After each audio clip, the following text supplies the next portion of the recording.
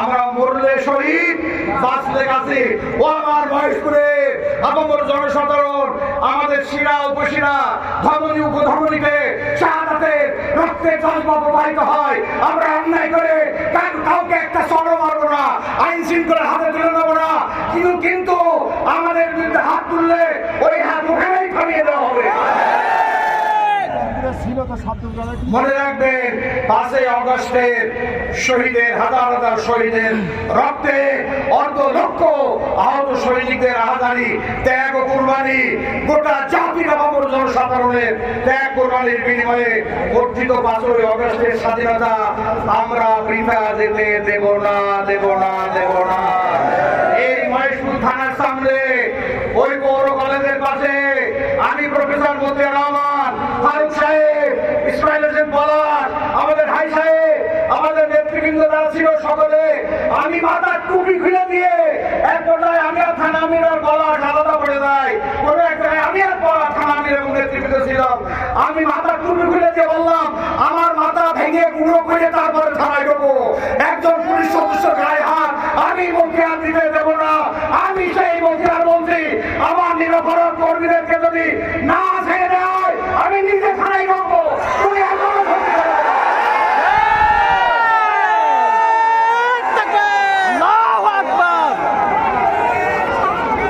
মামলা থেকে অব্যাহতি দিতে হবে, মামলা থেকে বেকসুর খালাস দিতে হবে, অব্যাহতি দিতে হবে। শুনেন পরিশেষে আমার সংগ্রামী সাথী ভাই সাহেব, এটা ন্যায় ব্যক্তিগত এবং সামাজিক আপন দুই খালাতে ভাই 4 জনের একটি সালিশি বৈঠকে ধস্তাধস্তির এক পর্যায়ে আবু জাফর ইন্তেকাল করেছেন। এই ইন্তেকাল অবশ্যই দুঃখজনক। আমি আমার মঞ্চ থেকে, রাজনৈতিক প্ল্যাটফর্ম থেকে মানুষ হত্যাকে আমরা আদৌ পছন্দ করি না, তীব্র ঘৃণা পোষণ করছি। এবং পুলিশ অ্যাডমিনিস্ট্রেশন, সিভিল অ্যাডমিনিস্ট্রেশন, সাংবাদিক বন্ধুগণ, আপামর জনসাধারণের সামনে আমি পরিষ্কার করে বলতে চাই, কোন অন্যায়কারীকে আমরা সাপোর্ট করব না। যারাই হত্যা সংগঠিত করেছে শুধুমাত্র সেই 4 জনকে আপনারা রাখবেন, আর বাকিদেরকে 24 আওয়ার্সের মধ্যে সঠিক তদন্ত করে ছেড়ে দেওয়ার ব্যবস্থা গ্রহণ না করলে আগামীতে আমরা এমন কঠোর কর্মসূচি গ্রহণ করব, আমাদের যখন নিরাপত্তা থাকবে না, আপনাদেরও নিরাপত্তা থাকবে না।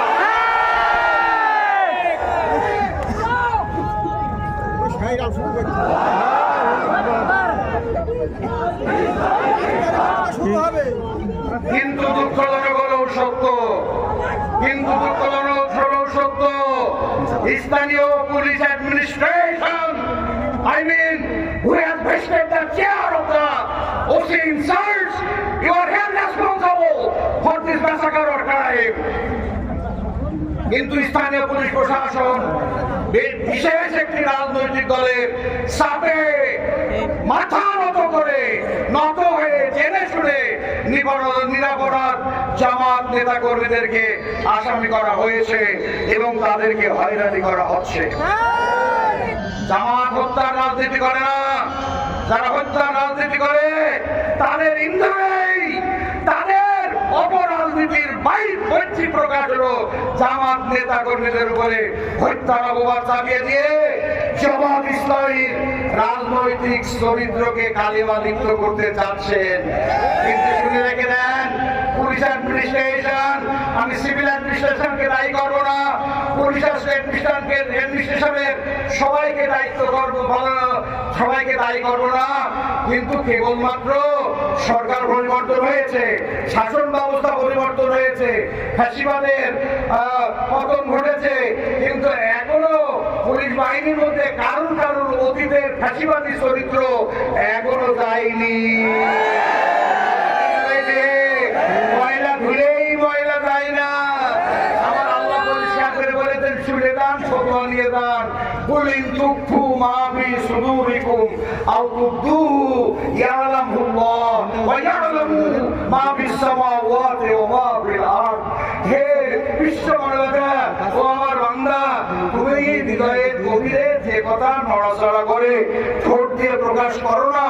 আমি আল্লাহ সে কথা জানি, আসমান জমিনে সব আমি জানি। ওই পুলিশ অ্যাডমিনিস্ট্রেশন কোথায় বসে কোন জায়গায় সত্যতা সৃষ্টি করে মিথ্যা মামলা চাপিয়েছেন কি এক্সচেঞ্জের বিনিময়ে, সব কিন্তু আস্তে আস্তে জনগুঞ্জরণে পরিণত হয়েছে। কিসের বিনিময়ে মামলা চাপিয়েছেন?